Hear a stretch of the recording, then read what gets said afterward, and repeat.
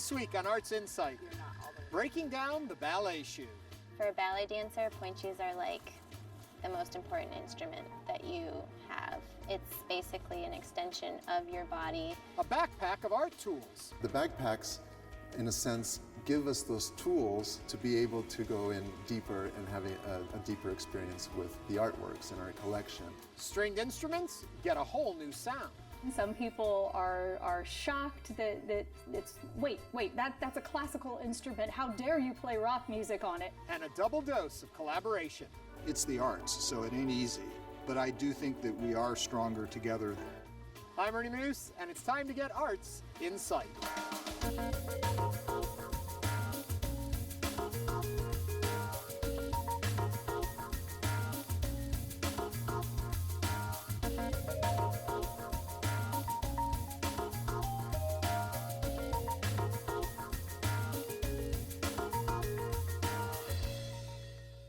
Welcome to Arts InSight. It's a new year, and we're launching 2016 with a breath of fresh winter air in downtown Houston. Today we're exploring some cool outdoor installations at Discovery Green and giving you a peek at its stunning seasonal lights. But first, there's a tool every ballet dancer needs. It allows movement through music, steps in the choreography, and is as unique as the dancers themselves.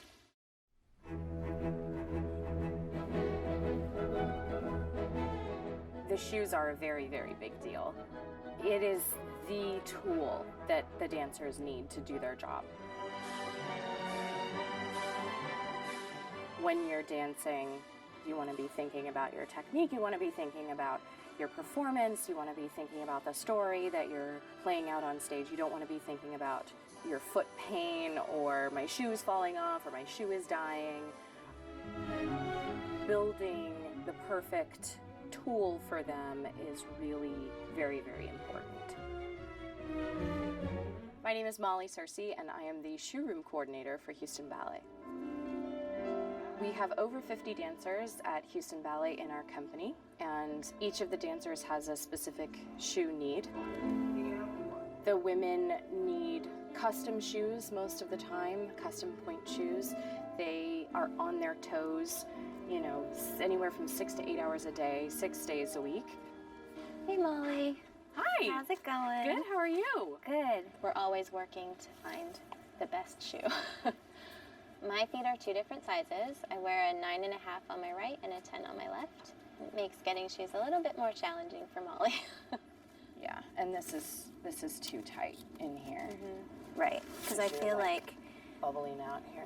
Maybe my toes are not quite on the floor either. Yeah. Like I can't feel the ground. Yeah, you're not all the way down. Yeah. And you're pushing over. For a ballet dancer, point shoes are like the most important instrument that you have. It's basically an extension of your body. It can make or break a line. For a dancer, it's a big deal. If we're talking point shoes, for example, you consider a lot of different factors. You consider the length, obviously. You consider the width of the foot. You also consider the toe length and shape. Yeah. You also have to look at things like compressibility. If your feet can compress like this when they're squeezed, then you will have a different need as opposed to if they just spread out when they're squeezed, if they don't go anywhere. I've been told that I always had Fred Flintstone feet ever since I was growing up, that they're really wide around the balls of my feet. So I need something that basically stretches out to what my foot needs, which is a little bit different than most guys. Most guys will wear a little bit thicker material, but the shoe that I wear, it's a little bit thinner. It molds with your foot and relaxes with you. Our main focus through ballet is partnering the women and making them look light and effortless. To do that, we're a bit more grounded and a bit more into the earth. And our choreography is also more jumping based to get that across. A flat shoe is more effective for a male dancer. Male dancers don't go through as many shoes as the female dancers do. Guys can usually make a flat shoe last essentially as long as they want. They can last a month to 2 months or as short as a week. A typical pair of point shoes for us would be anywhere from 75 to 110, just one pair, and the ladies might go through 2 to 3 pairs a week. It depends on what they're dancing it depends on how much they're dancing, and it depends on the brand of shoe that they're wearing.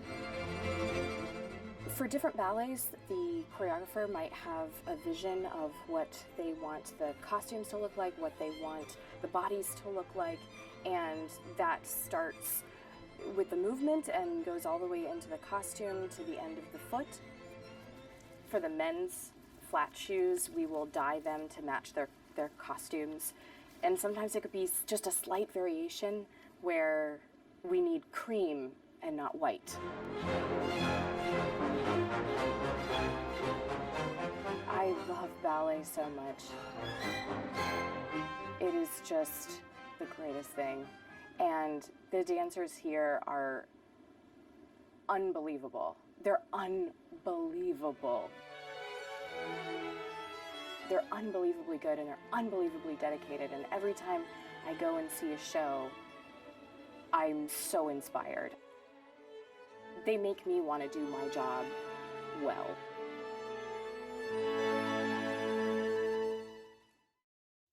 Learn more about the Houston Ballet at where else? HoustonBallet.org. Now, we mentioned at the beginning of the show, we're taking a stroll around Discovery Green. It's still very festive here with holiday lights and all of that, but there's also some new installations. And fortunately, we're about to learn all about them from the president and park director, Barry Mandel. Hello, Barry. Hi, Ernie. It's great to have you. The holidays are over, but the fun has not stopped. It never stops at Discovery Green.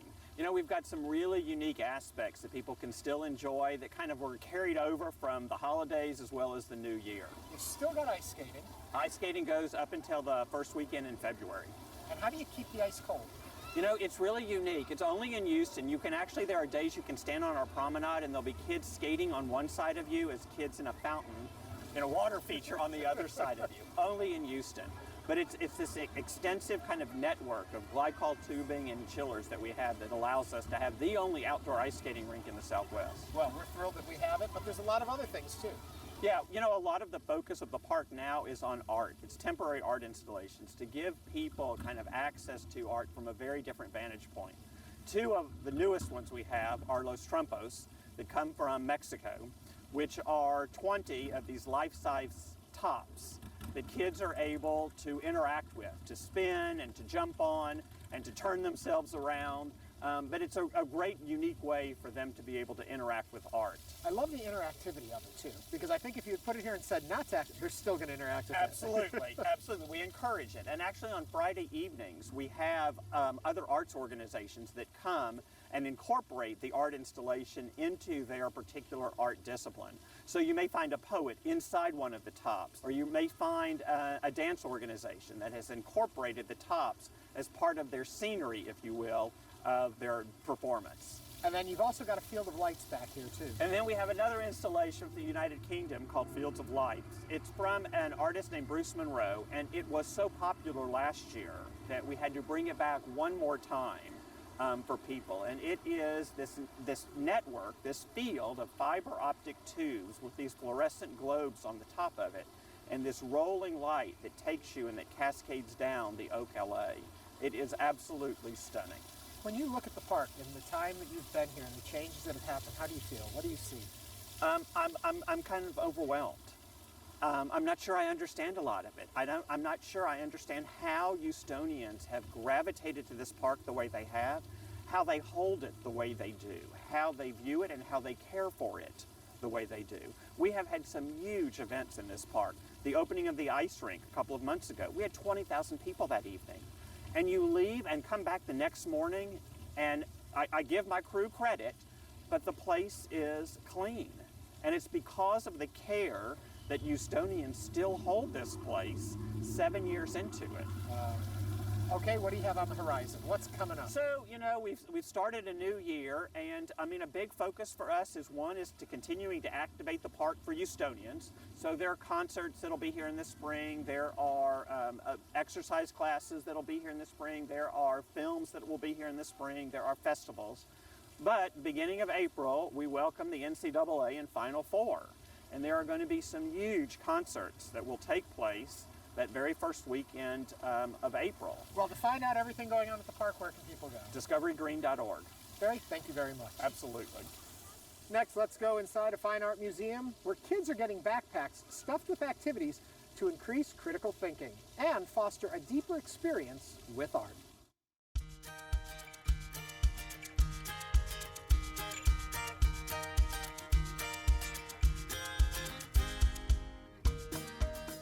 The backpack program creates an opportunity for kids to engage with the works of art in our collection and our galleries in a way that they may not get to otherwise.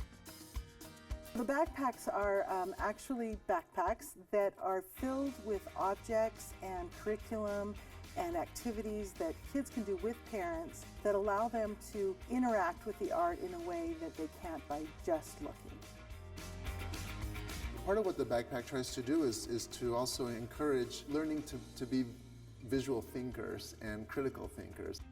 For instance, one of the backpacks has a telescope where kids can be on an opposite side of the museum and zoom in through a telescope across the other side of the Great Hall here and discover an artwork. Kids can sketch and draw and write their own ideas and their own research. And so, depending on the backpack and depending on the adventure, we'll have different types of educational tools to get people to really think about the art that they're looking at.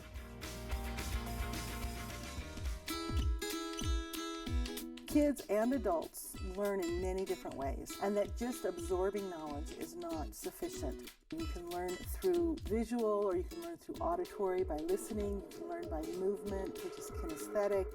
There's several musical instruments in some of the backpacks, a lot of things that you can touch and feel.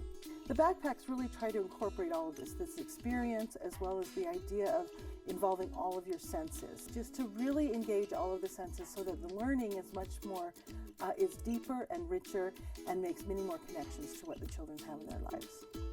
I think it just allows the kids to interact on a deeper level with the exhibits, and it makes them question what's around them and just kind of have more interaction with all the different pieces, and kind of fits together as a puzzle and allows them to experience more than just seeing it and walking past it.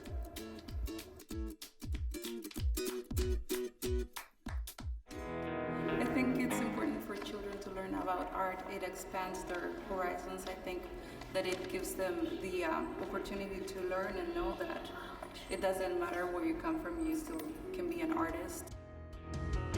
Learning about art is necessary because it's a wonderful way to learn about the history of the world, to learn about our place in the world.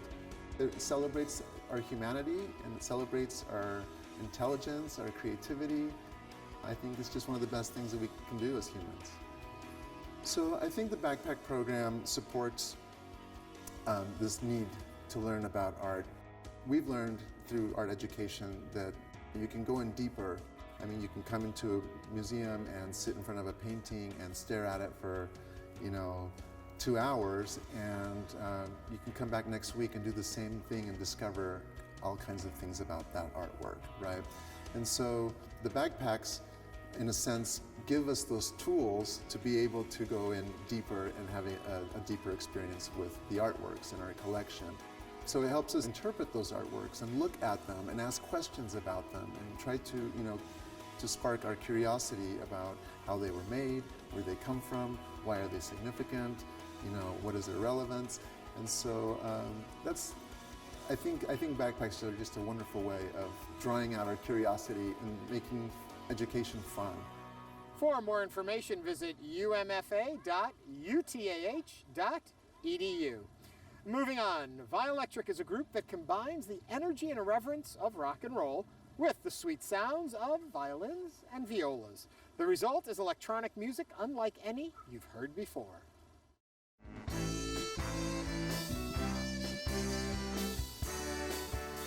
Ballet is a 7-piece rock band that is comprised of a string quintet, which is the 5-string instruments, 2 violins, viola, cello, upright bass, but we've also added keys and live acoustic drums.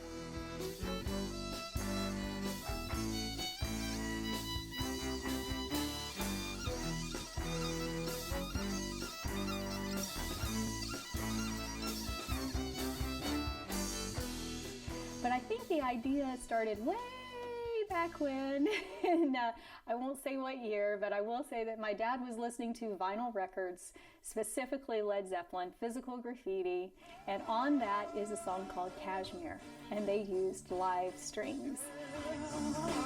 Well, needless to say, I was hooked from that point on, and I think I always knew from that point on that I wanted to do rock music as a violinist.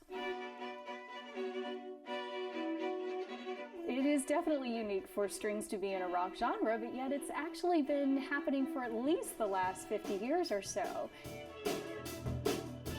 There's always been the infusion. The question is, though, has it been mainstream where the violin or the cello or one of those instruments that's considered a traditional accompanying instrument to a rock band has taken the lead and taken the melody? And that's what I think sets us apart from many of the other groups. When you take something like a violin, people might think it's classical, and you do something unique like, oh, we're going to take that particular instrument, but we're going to play rock music or classic rock music. Music, for a lot of us, is interchangeable. Just because you play a certain style or a certain instrument, really, you could do so many different things, and that's one thing that Violetric has tapped into and definitely makes it unique. I started playing a lot of classical music in school and in college, but then, I like listening to this kind of music, this classic rock that, my dad loved listening to, and it was like, well, why not play something that I like to listen to as well? It's a different take on the original, but it still reminds people of the song. People's reactions go from everything to, that's so cool, all the way to, that's string players? There is everything in between. Some people are shocked that it's, wait, that's a classical instrument. How dare you play rock music on it? All the way to, how do I learn how to do this? We're having a good time, and when we're having a good time, the audience feeds off of that, so everyone has a good time. I feel fortunate enough to play with really good musicians, but they're really good people. So that mix kind of comes together in what makes Violetric Violetric. And when you realize that, there's 11 lines there. 11 lines is the mapping of the human voice from the lowest voice that I can't do to the highest voice. I think I was born a teacher. We have Violetric education programs that range everywhere from the youngest students all the way to the university level. We definitely love the opportunity to give back to our community. For example, for our youngest students, we like to go into an existing class of students where we will work with them and show them not only that rock music is an option for music, and a lot of times they're not even at the point yet where they're using the bow on the string. They're just plucking the strings. So what we do is we like to go in and help the teacher, help the instructors, and that's from the younger students. And then again, we like to play for them, and so they can hear that, wow, I didn't know you could play that on a violin.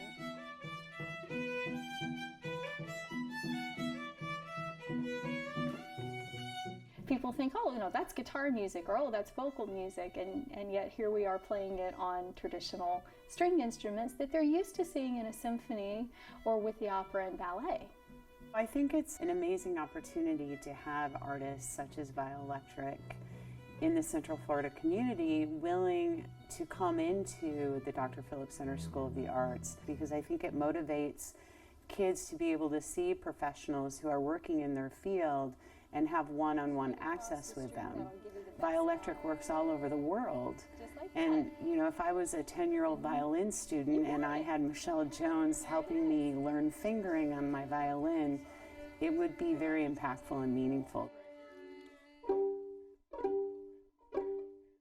I can see that they enjoy what they're doing, and it's this freedom for them. It is crucial to have this opportunity. I don't know where I would be if I didn't have this opportunity to play. If I didn't know these colors were in life, I think I'd be living in a black and white world.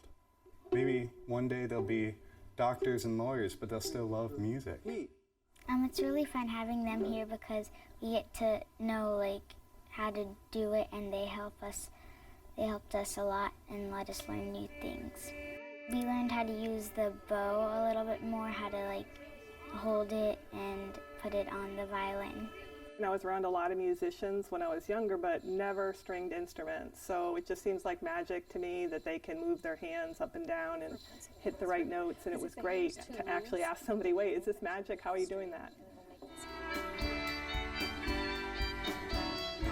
I love playing, but I certainly hope that what we are creating carries on. And that's what I always want it to be. I want it to be a place that people want to be a part of the ensemble, because as long as there are groups out there making music, we want to be one of those groups making music too. For more information, visit violectric.net. And finally tonight, an Arts Alliance is blending creative minds. In the world of art, collaborations can challenge, energize, and ultimately produce fresh and vital works.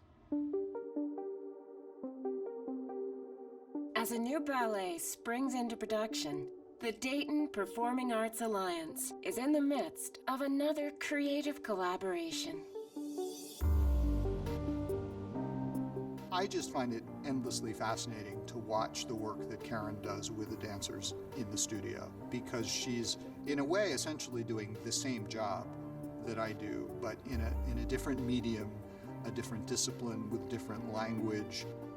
It's always interesting to see how someone else handles the interpersonal relationship with the artists.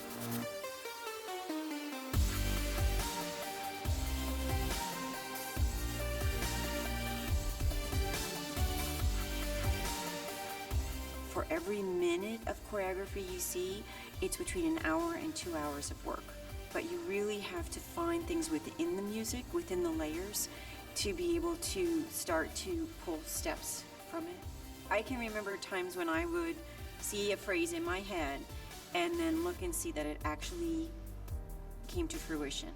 It's just mind-boggling. That's what I thought in my head. This is so great.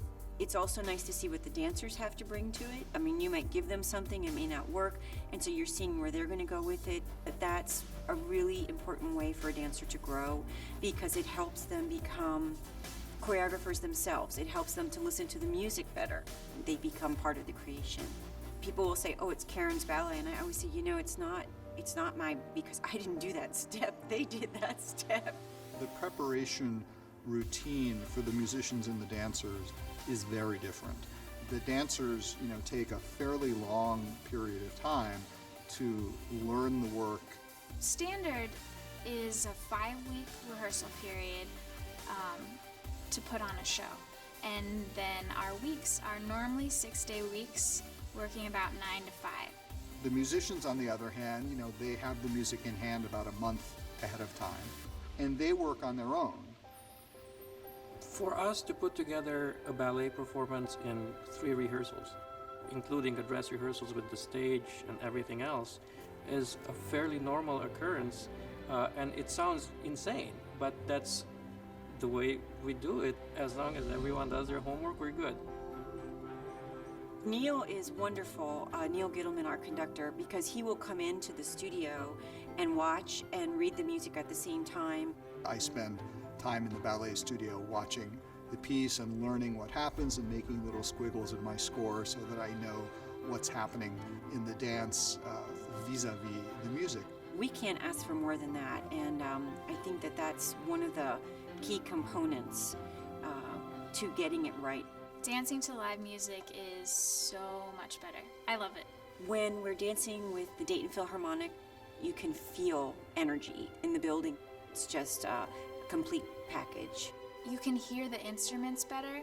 You can really hear like the soul of the violinist. The spontaneity and the energy that you get in a live performance that you can't really get anywhere else. And that's what makes it so exciting. It's the difference between a microwavable meal or a 5-star restaurant. I mean, you're gonna get full one way or the other, but how do you do it?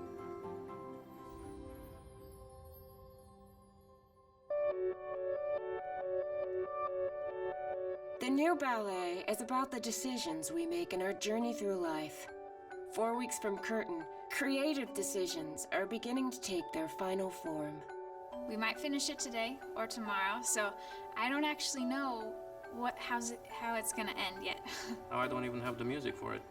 3 weeks before the first rehearsal. The librarian has the parts ready for us to pick up. One of the challenges of playing a new piece of music is there are often no preconceptions about what's supposed to happen. It's all a mystery until we get to the first rehearsal and put it together. And sometimes it just clicks and it makes sense, and sometimes we're all looking at each other like, what's going on? So that's why we have Neil. Creating something new takes inspiration, energy, and courage. The anxiety starts back up when you get into the theater and then you look at it for the first time as an audience viewer and you think, what the heck did I do? But you just have to walk away and trust that the baby will come out perfectly with all 10 fingers and 10 toes and everybody will be happy. It'll be an awesome show. I love collaborating. I think the fact that we have this very unique collaboration between the Philharmonic and the opera and the ballet, I think we're still the only city in the States that has joined forces. It gives us the opportunity to do things that we otherwise wouldn't be able to do. And those things are starting to bear fruit, and I think it's the arts, so it ain't easy. But I do think that we are stronger together than we ever were or would have been separately. For more information, visit DaytonPerformingArts.org. And that does it for this week's edition of Arts Insight. Next week, we'll take you out for a new kind of movie experience at iPic Houston.